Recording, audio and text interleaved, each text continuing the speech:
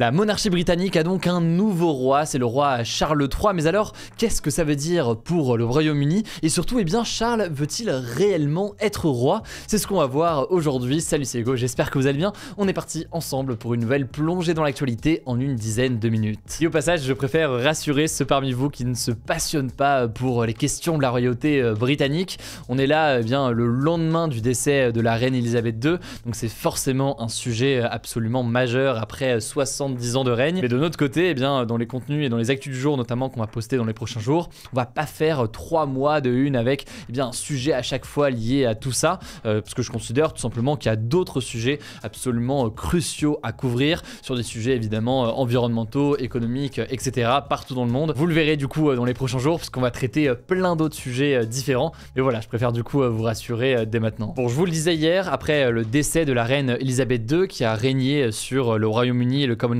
pendant 70 ans, et bien c'est son premier fils qui est automatiquement devenu roi. Il a donc choisi le nom de Charles III, et les enjeux en l'occurrence de son accession au trône sont très importants. On va donc voir tout ça ensemble. Bon, déjà, premier élément intéressant à savoir, personne n'avait accédé à cette fonction suprême, disons, aussi vieux que Charles au Royaume-Uni, puisqu'il a en effet 73 ans. Il va donc être officiellement proclamé roi ce samedi à 11 h heure française. Ça se passera au palais St James à Londres, qui est en fait la résidence administrative officielle de la couronne. Cependant, son couronnement n'aura pas lieu tout de suite du tout, puisque ça pourrait prendre plusieurs mois, je vous l'évoquais hier. Par exemple, la reine Elisabeth II, ça a pris près de 14 mois lorsqu'elle a accédé donc à la fonction suprême. C'était donc il y a 70 ans, et ça avait pris du coup pas mal de temps. Alors au Royaume-Uni, vous l'avez peut-être entendu, un certain nombre de personnes se demandent si Charles a réellement la carrure d'un roi. C'est l'occasion donc de mieux le connaître en commençant par une petite présentation. Il faut savoir que plus jeune, eh bien, pas mal de journalistes décrivent une personnalité chez Charles assez timide, et puis forcément plus tard il a eu sa vie hyper exposée notamment avec son mariage avec la princesse Diana en 1981. La princesse Diana étant devenue très rapidement une figure extrêmement populaire. Le truc, c'est que ce mariage n'était pas un mariage d'amour, en tout cas le monde entier l'a très vite ressenti de cette façon. Charles s'est souvent retrouvé en une des tabloïds anglais, donc de la sorte de press people, disons, au Royaume-Uni dans les années 1990 pour ses tromperies, notamment eh bien, une tromperie avec sa femme actuelle Camilla. Et Charles et Diana ont fini par divorcer en 1996, ce qui a énormément nui à sa popularité, puisque comme je l'ai dit, eh bien, la princesse Diana était particulièrement populaire. Par ailleurs, le décès tragique de la princesse Diana en 1997 dans un accident de voiture à Paris lorsqu'elle était poursuivie par des paparazzis n'a rien arrangé à sa popularité, et la cote de popularité en fait du prince Charles à l'époque auprès des Britanniques est tombée extrêmement bas. Alors concernant sa place dans la cour royale et dans la monarchie, aucun rôle ne lui a véritablement été attribué au fil des années. Il a souvent en fait été vu comme étant une personne dans l'ombre de la famille royale. Cela dit, pour mieux le comprendre, il faut quand même noter que son statut lui a quand même permis de se positionner de manière assez engagée sur certains sujets qui lui tenaient à cœur, comme les sujets liés à la défense de l'environnement. Il a notamment pas mal pris la parole sur la question de l'agriculture biologique, sur la question des médecines douces, ou encore des circuits courts dans l'économie ou encore l'agriculture. Il a notamment tenté de prouver son engagement sur les sujets environnementaux, par exemple, en rencontrant la jeune militante suédoise Greta Thunberg en fin 2021. Bref, je vous parle de ça parce que ce sera intéressant de voir dans quelle mesure est-ce que le roi, désormais Charles III, va continuer à évoquer et défendre ces sujets en tant que roi, ou alors s'il va se ranger d'une certaine façon derrière une forme de neutralité, comme l'a été d'ailleurs sa mère pendant tout son règne, puisque finalement eh bien, la reine Elisabeth II s'exprimait très peu, y compris quand parfois il y avait des sujets très graves. Elle a d'ailleurs été pas mal critiquée pour cela. On aura l'occasion d'en reparler dans les prochains jours. Par ailleurs, autre élément intéressant que je voulais voir avec vous, certains pensaient que le prince Charles allait peut-être renoncer au trône pour laisser son propre fils William accéder au pouvoir et donc rajeunir ainsi l'image de la royauté. Alors selon de nombreux experts, en réalité ce scénario n'a n'a jamais vraiment été à l'ordre du jour, surtout d'ailleurs quand on connaît l'avis qu'avait la reine Elisabeth II au sujet du fait d'abdiquer.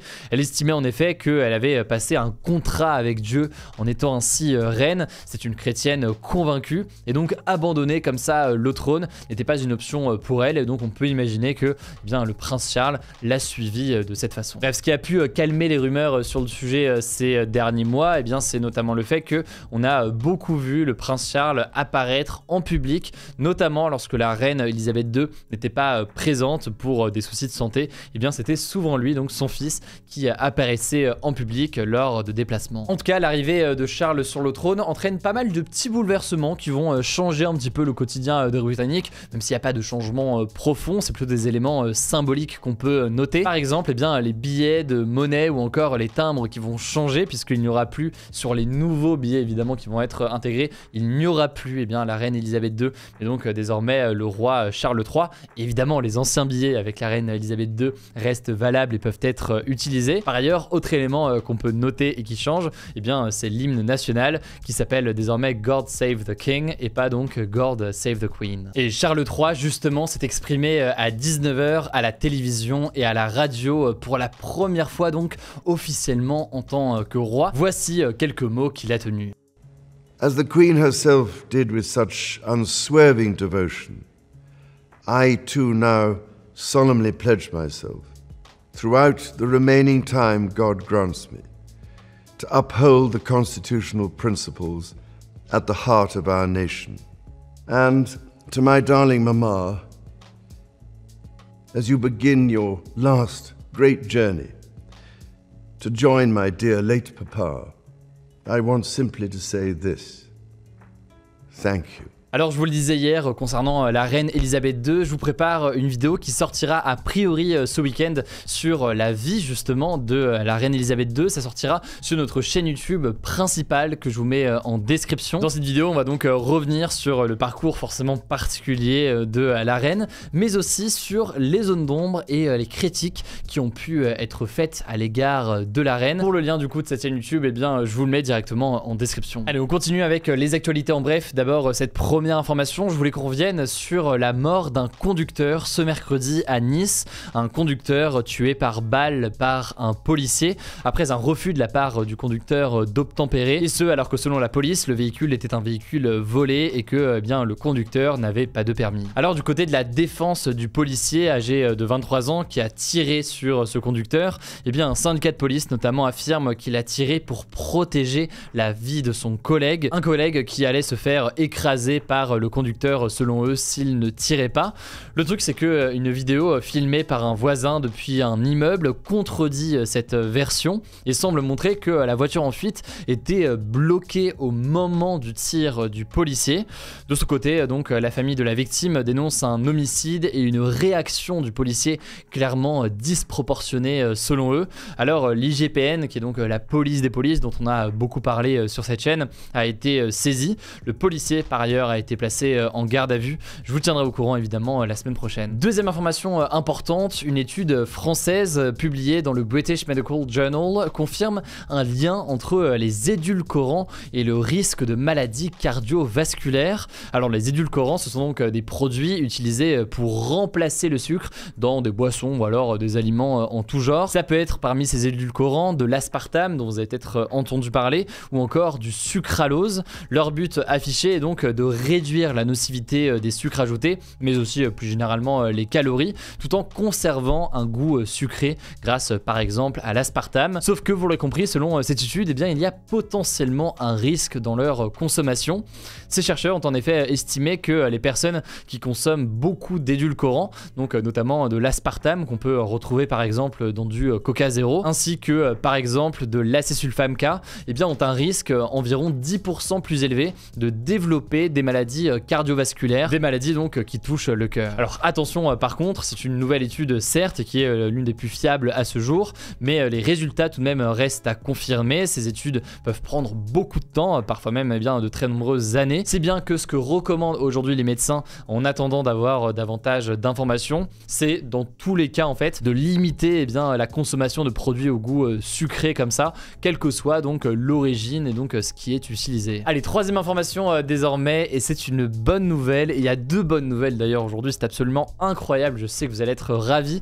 Première bonne nouvelle, à Marseille, un ferry avec un impact sur l'environnement beaucoup plus faible a été mis en service cette semaine. Il est présenté comme une première mondiale, rien que ça. Alors normalement en fait un ferry dégage notamment des fumées noires et une certaine odeur de soufre qui sont malheureusement bien connues d'ailleurs des habitants de la région ou autour de ports en général. Or ce ferry n'émettra pas de particules fines dans l'atmosphère ni de déchets de soufre dans la mer grâce à des systèmes de filtration et de stockage, ce qui réduit donc forcément l'impact sur l'environnement mais aussi du coup notamment sur notre santé.